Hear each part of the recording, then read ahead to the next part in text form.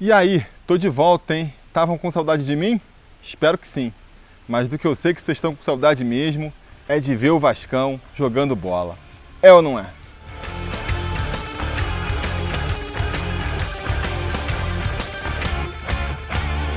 Fala, torcida vascaína, Felipe Tiru de volta na área para falar de jogo do Vascão, porque nessa quinta-feira, às 9 horas da noite, com transmissão do Sport TV para todo o Brasil, menos para Goiás, o Vasco vai até Goiânia enfrentar o Atlético Goianiense pela 28ª rodada do Campeonato Brasileiro da Série A.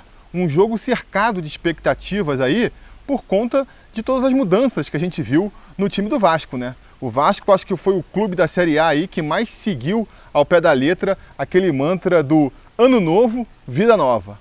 Porque depois daquela derrota vexatória, né, pro Atlético Paranaense, realmente tudo mudou no time do Vasco, tudo que dava para mudar, né? O Salgado, eleito presidente aí, que estava esperando acabar o mandato do Campelo para poder agir com mais intensidade, né? Começar para valer o seu mandato, acabou antecipando aí as suas ações, sob o risco, né, de pegar um time na segunda divisão, caso não fizesse. Então, o que a gente viu nos noticiários foi assim, determinante, né, para a queda do Sapinto, a interferência do Jorge Salgado. Isso também fica claro na demissão do Mazuco, a chegada aí do Alexandre Pássaro.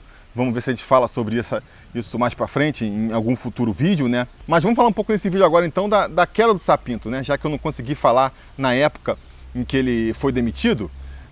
Deixa eu falar brevemente sobre o que eu achei da passagem do Sapinto. Achei horrorosa, como todo mundo. Os números falam por si só. 15 jogos, apenas 3 vitórias, não é mesmo? Vale ressaltar que dessas 3 vitórias, acho que só uma foi realmente uma vitória categórica ali, que a gente falou que o Vasco tinha que vencer de qualquer jeito, que foi justamente contra o Sport. As outras duas, contra um fraquíssimo Caracas em São Januário, com aquele gol no finalzinho do Thiago Reis, e a última, que foi contra o Santos também ali, achou um gol no comecinho da partida e depois se segurou, sabe-se lá como, para manter o resultado. Ainda nem foram vitórias tão, assim, foram jogos em que se tivesse acontecido um empate em vez de uma vitória, ninguém ia poder reclamar muito, não é mesmo? Então, e acho que pior do que isso até, né?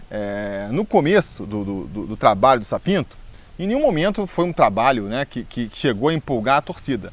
Mas no começo, até porque estava vindo ali de uma fase muito ruim, né, do Ramon, goleadas consecutivas, o Sapinto chegou e o time começou a empatar bastante. Quando perdia vendendo caro, vamos dizer assim, né? Perdeu com um gol ali espírita para o Corinthians, perdeu segurando bem o time do Palmeiras, conseguiu um empate com o São Paulo lá no Morumbi. Parecia que assim, estava mal ainda, né? Mas é o início de um trabalho, vamos ver com a evolução esse time pode melhorar.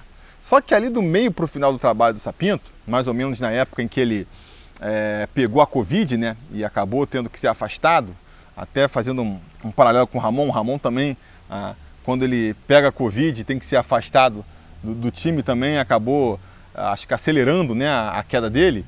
O fato é que dali para frente a coisa degringolou completamente, né? O Vasco começou a ter muito mais dificuldade para empatar, muito mais dificuldade para vencer.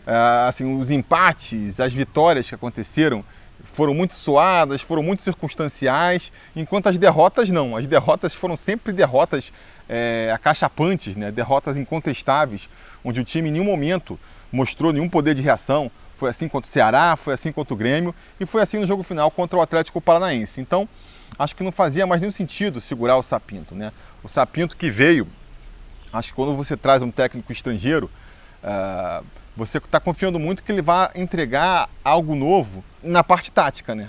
Porque, assim, eu pelo menos avalio o trabalho dos técnicos em duas grandes áreas.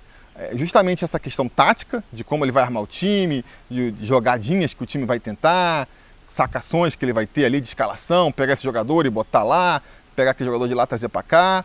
E outra parte é a parte ali motivacional, né, de gestão de grupo, aquela coisa da família, de jogadores, né, do paizão, papo boleiro. E a gente sabe que você trazer um treinador de fora, que nunca morou no Brasil, que nunca conviveu com a cultura do futebol brasileiro, vai perder nessa parte aí da boleiragem, vai ter um estranhamento natural, né? Então, se você traz ainda mais no meio de uma temporada, é natural que essa parte vá deixar a desejar. O que espera-se então é que compense, né, esse estranhamento, essa perda que você vai ter na parte mais pessoal, vamos dizer assim, né, do relacionamento, que isso compense com um acréscimo tático, né, trazendo mais um apuro tático, que falta muito aqui nos técnicos brasileiros, né? E o que a gente viu com o Sapinto foi que não teve nada disso. Não teve nem, óbvio, a questão ali da motivação dos jogadores, do relacionamento, e não teve a parte tática para compensar. Entregou muito pouco. Tentou fazer um esquema com 3 zagueiros, e só, né? Foi realmente ali um grande equívoco ter trazido o Sapinto, porque a gente viu foi um treinador brasileiro, foi um Zé Ricardo aí ganhando dinheiro, um Zé Ricardo com grife. Aí fica complicado demais, né? E por falar em Zé Ricardo, cara, não consegui entender por que ele não aceitou o convite para vir substituir o Sapinto. Não faz nenhum sentido para mim. E aqui eu não estou falando da questão, vocês sabem que eu não tenho aqui essas coisas de eufemismo, de não, o Vasco não se recusa um convite. Eu sei que o Vasco, apesar de ser um time gigante, apesar de toda a sua torcida e toda a sua história, vive um momento complicado e não é muito atraente para os treinadores. Eu entendo isso, acho que esse é um dos complicadores, né, na hora de demitir e de contratar. Muita gente veio questionando assim, pô, agora tá aí o Abel Ferreira, né, conseguindo levar, botando o Palmeiras com um pezinho na final da Libertadores. O pessoal ficou brincando, pô, o Vasco contratou o português errado, né? E não acho que foi uma questão de erro na escolha, é porque, cara, um técnico da qualidade lá do Abel talvez não quisesse vir para o Vasco, né? As alternativas acabam ficando curtas por conta dessa questão aí da atratividade do Vasco hoje. Quem se atrai para treinar o Vasco hoje em dia? Muitos poucos treinadores, né? Se o treinador pode ir para uma equipe um pouco melhor estruturada, pode ir para uma equipe que tem um plantel mais qualificado, sabe? Que não vai sofrer a pressão do time do Vasco, porque o time do Vasco hoje é isso, né? Sofre a pressão que é natural dos times grandes, mas tem um plantel ali, uma estrutura de um time pequeno. Então é muito sacrificante. E eu entendo que seja difícil de você conseguir atrair técnicos. Mas o Zé Ricardo, galera, o Zé Ricardo apareceu ali no Flamengo, parecendo um técnico promissor, fez um bom trabalho no Vasco em 2017 lá, né? E depois não fez mais nada. Depois foi o Botafogo, flopou. Foi pro Fortaleza, flopou também. Foi pro Internacional, flopou. Tava 1 ano sem trabalhar. Esse cara tá recusando o Vasco, aí vai me desculpar. A menos que ele não tenha aí algum contato, apareça aí amanhã ou depois num clube árabe ganhando 3 vezes mais do que poderia ganhar aqui. Acho que foi um erro tremendo, né, de estratégia ali, de gestão de carreira do Zé Ricardo, que era a chance. Ele pegava o Vasco agora, cumpria essa missão de manter o Vasco na primeira divisão, que não é nenhuma missão impossível, vamos e venhamos. E, cara, se lançava de novo no mercado, estava com o nome revigorado no mercado, né? Não fez, não perdeu a oportunidade. E aí foi bom, acabou sendo bom para o Vasco, porque com isso a gente fechou aí com o Luxemburgo, que na minha opinião era o melhor nome que a gente tinha para trazer nesse momento para o Vasco da Gama. A opção perfeita, eu diria assim, né? É um nome que se discutia desde a época da saída do Ramon, né? Quando o Ramon saiu do Vasco, o Luxemburgo já estava balançando lá no Palmeiras e já se falava, espera, traz o Luxemburgo. E eu sempre não me empolguei muito com essa possibilidade, vamos dizer assim, porque me parecia que o Luxemburgo, justamente por tudo isso que eu comentei aqui agora, não ia querer assumir essa bronca do Vasco de novo, né? Teve a questão lá também de financeira, estão devendo para ele. Dizem que ele tinha se estressado com o Campelo, né? Já não estavam se dando tão bem. Eu achava que realmente o Luxemburgo não seria uma possibilidade. Só que por conta de tudo isso que eu comentei aqui, acho, né, até da visibilidade, de voltar a se mostrar como uma opção interessante no mercado, ele surpreendeu, falou, não, cara, quero ir pro Vasco sim, quero encarar aí esse desafio, né? E aí faz, jogando pra galera, aquela coisa que a torcida adora, né? Não, quero terminar a carreira no Vasco. Tipo, quando ele veio ano passado, lá em 2019, agora, já 2 anos atrás, ele já veio com esse papo, gente, de que ia apontar no Vasco, depois, 6 meses depois, estava indo pro Palmeiras. Ah, não, um convite do Vasco é uma convocação. Assim, é um pouco jogando pra galera, mas é legal, né? A torcida gosta, eu acho que os jogadores gostam também. Acho que isso é importante nesse momento. Acho que, assim, que não comentei, divido lá os treinadores, as competências dos treinadores na parte tática e na parte motivacional. Na parte tática, não tem muito o que fazer agora, Um jogo atrás do outro, 2 meses para acabar o campeonato, não vai ser agora que você vai conseguir vir com um esquema tático super mirabolante, né? Jogadas ensaiadas super trabalhosas. Passou o momento. Isso aí teria que ser um trabalho de começo de temporada, com tempo para treinamento. Então isso não vai ter. Procurar um treinador com esse aspecto agora não faria nenhum sentido, né? E por outro lado, a parte motivacional pode pesar muito. Se você já não vai dar para inventar muito taticamente, que pelo menos você consiga motivar os jogadores para conseguir tirar o melhor deles, né?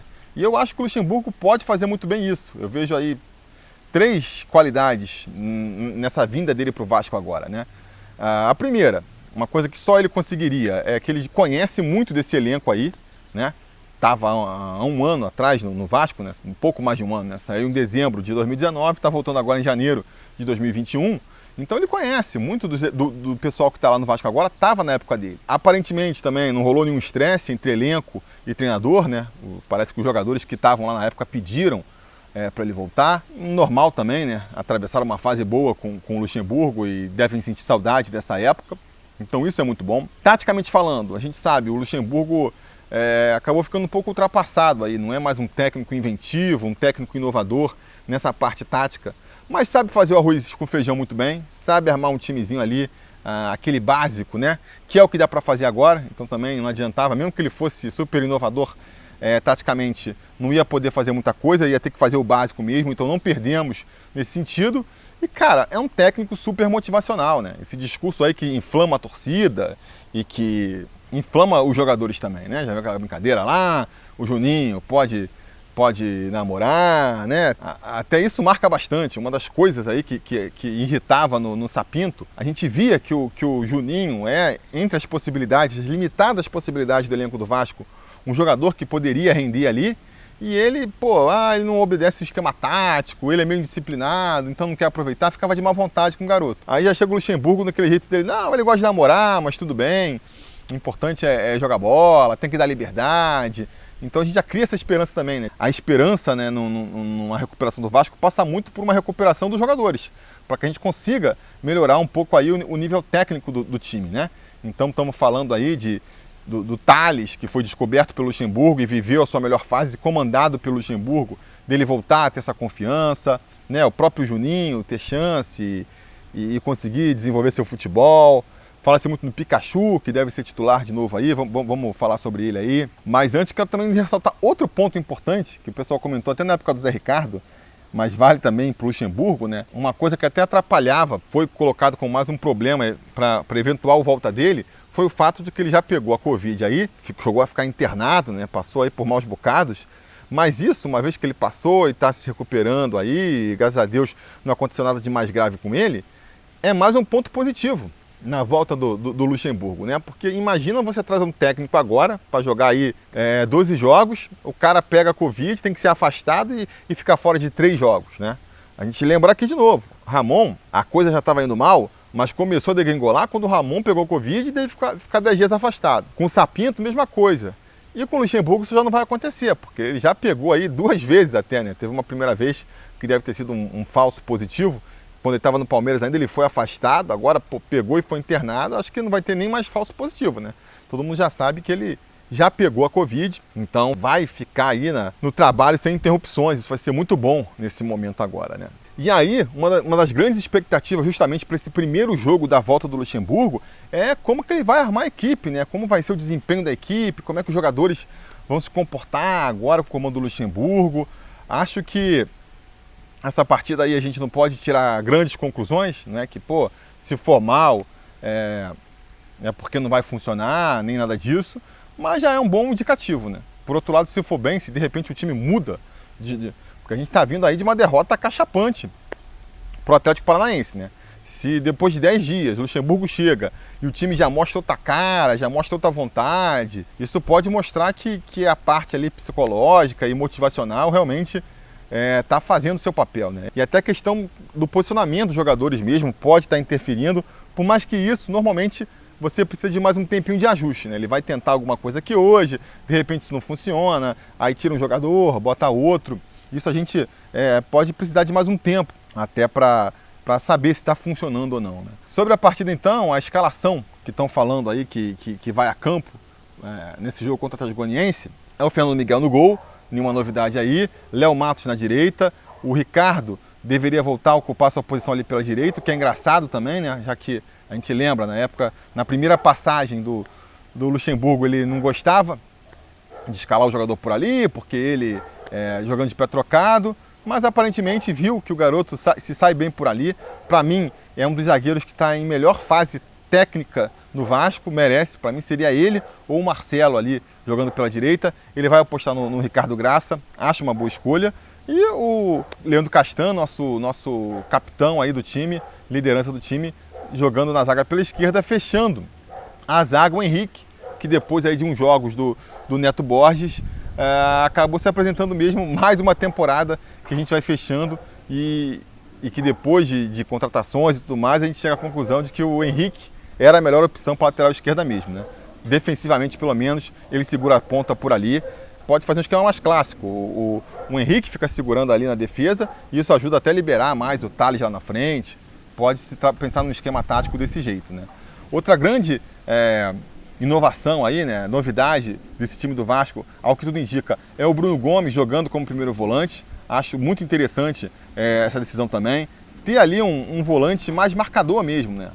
Chega mais junto. O Bruno Gomes ele tem a qualidade para sair jogando, é um jogador técnico também, mas eu acho que ele tem mais essa pegada de primeiro volante que o Andrei não tinha, né? Eu já comentei aqui várias vezes, eu gosto do futebol do Andrei, acho que ele tem potencial aí para ser um jogador importante para o Vasco, mas para mim ele não funciona jogando ali como primeiro volante. Por causa dessa displicência dele mesmo, né? Essa coisa de tentar sair jogando o tempo todo, tentar sair jogando bonito, às vezes não funciona, e quando você erra uma jogada bonita de efeito lá na frente, isso talvez não possa ter tantas consequências, mas quando você é o último homem do meio campo, você pode estar entregando ali a paçoca para o adversário, né? Então acho que o Bruno Gomes ali faz sentido, vai ter o Léo Gil como segundo volante, vamos ver, né? Jogou muito mal contra o Atlético Paranaense, mas merece uma segunda chance, e eu acho que é um caso ali que você pode revezar, botar o Léo Gil no primeiro tempo e no segundo tempo bota o Andrei descansado, aproveita as 5 substituições aí para deixar essa substituição como garantida. Léo Gil num tempo e o Andrei no outro tempo. E fechando aí esse meio campo de 3 volantes, no esquema que ele fez já em 2019, né, um meio campo mais compacto, mais fechadinho, mais pegador, mas que sabe sair para o jogo também, o Juninho deve ter uma oportunidade aí, Juninho, que tem essa qualidade, né, de pegar a bola e sair conduzindo, já quase fez aí uns belos gols nas últimas partidas, acho que pode cumprir bem essa função de terceiro homem do meio campo. Jogando ali como os 3 pontos pela direita, a gente deve ter aí outra novidade do Luxemburgo, o Pikachu como ponta direita, né? Vai dar mais uma chance aí pro nosso Pokémon. Vamos ver, o Pikachu é um cara que eu acho que está sendo aproveitado ali muito pela falta de opções também, né? O Vinícius vinha mal, o Torres também vinha mal e nem se apresentou agora, nem vai pro jogo. Tem o Peck aí que deve ir pro banco, de repente é uma opção pro segundo tempo, né? O Peck que está jogando muito na base, foi ali, uma das estrelas do time na Sub-20, né? Na conquista da Copa do Brasil. Então, por mais que tenha ido mal no profissional, pede mais uma oportunidade agora, né? Talvez seja uma opção para o segundo tempo. Então, por falta de opção, vai botar o Pikachu ali pela direita, né? O Pikachu que já jogou bem ali naquela posição com o próprio Luxemburgo. Vamos ver como que ele se sai, né? Eu acho que o Pikachu estava aí num problema de falta de confiança muito grande, né? Fugindo do jogo, se escondendo. Não sei, vamos ver se com o Luxemburgo consegue realmente puxar isso nele, dele tentar ser mais participativo, tentar as jogadas. E aí ver se acerta ou se erra, né? Mas é importante que você tente. A gente estava vendo no Pikachu aí dessa temporada, um jogador que depois de alguns maus jogos parou de tentar. Essa que é a verdade. Aí é menos um em campo, né?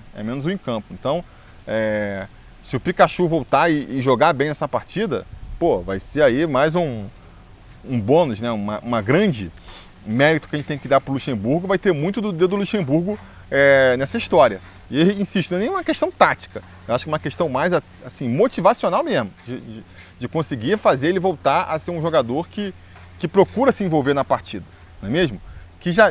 Ele já teve muito isso, o Pikachu, em outras temporadas, e a gente não viu nessa. Parecia um jogador completamente desinteressado e, insisto, que fugia do jogo, se escondia da partida, né? Mesma coisa serve pro Thales, que deve ir pelo outro lado, né? um jogador que ninguém duvida do potencial do Tales, impressionou todo mundo do ano passado e esse ano, cara, não conseguiu voltar a ter aquele futebol. Técnica a gente sabe que ele tem, né? Técnica a gente sabe que ele tem, já viu a matada de bola dele, o drible.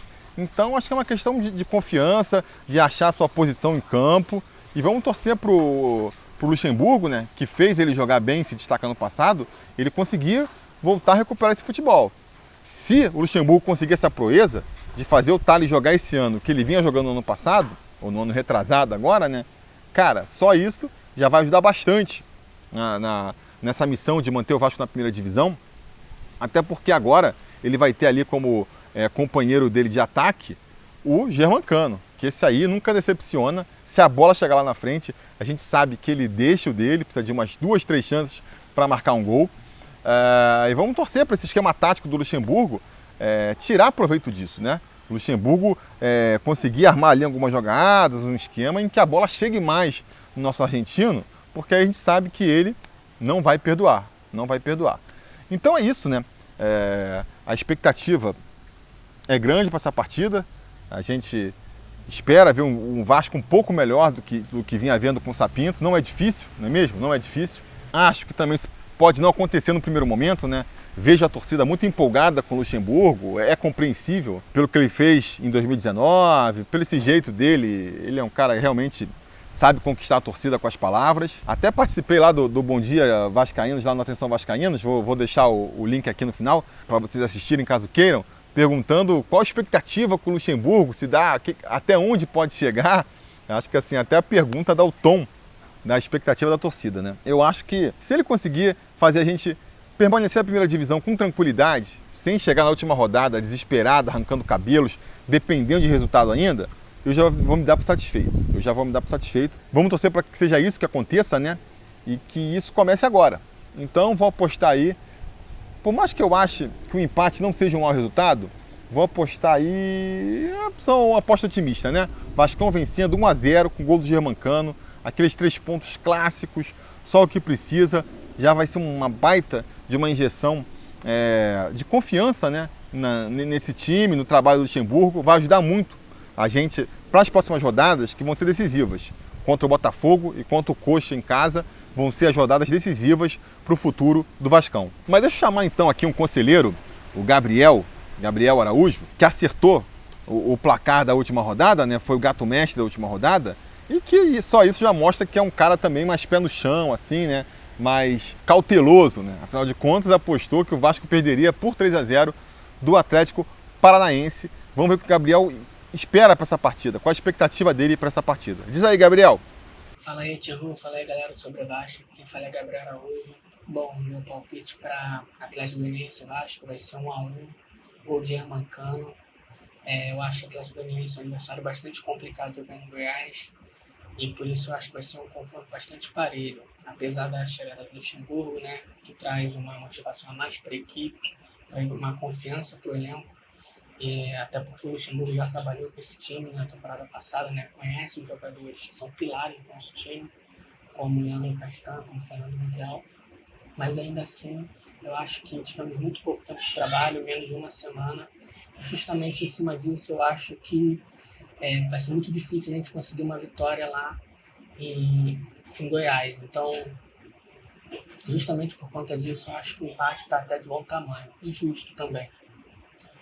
O que não deixa de ser um resultado bom pra gente, até porque os nossos adversários na tabela, como o Bahia, como o Sport, tem confrontos também complicados nessa rodada. O Bahia enfrenta o Grêmio fora de casa e o Sport enfrenta o Fortaleza, ou seja, um confronto direto aí.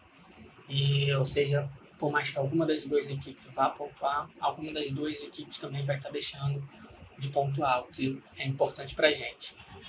Bom, então era basicamente isso. Acho que vai ser um empate, 1-1, gol de Germancano. É isso aí. Valeu, galera. Tamo junto. Tá aí. Se até o Gabriel aí tá confiante, tá achando que a gente pode vir com um empatezinho. Um empatezinho nesse jogo não vai ser de todo mal, não. Volta com um empatezinho lá de Goiás, contanto que a gente vença as próximas partidas, acho que tá dentro do cronograma, né? Vamos ver, não pode perder. Não pode começar perdendo, ainda mais para um adversário nem diria que é um adversário direto, eu já tiro o Atlético Goianiense da briga pelo rebaixamento, mas é um adversário da parte de baixo da tabela, vamos dizer assim, né? Então, pelo menos com um empatezinho, a gente tem que voltar de Goiás, mas o ideal seria uma vitória, né? Seria uma vitória. Vamos ver o que vai acontecer. Se tudo der certo e nada der errado, assim que a partida acabar, a gente volta com mais um vídeo aqui para comentar o resultado. Então espero ver vocês aqui para a gente ter essa conversa, não é mesmo? E até lá a gente vai se falando. A realização desse vídeo só foi possível graças ao apoio inestimável dos conselheiros do Sobre Vasco. Ajude você também ao Sobre Vasco continuar no ar, se tornando um apoiador em apoia.se/Sobre Vasco ou sendo um membro do canal aqui no YouTube.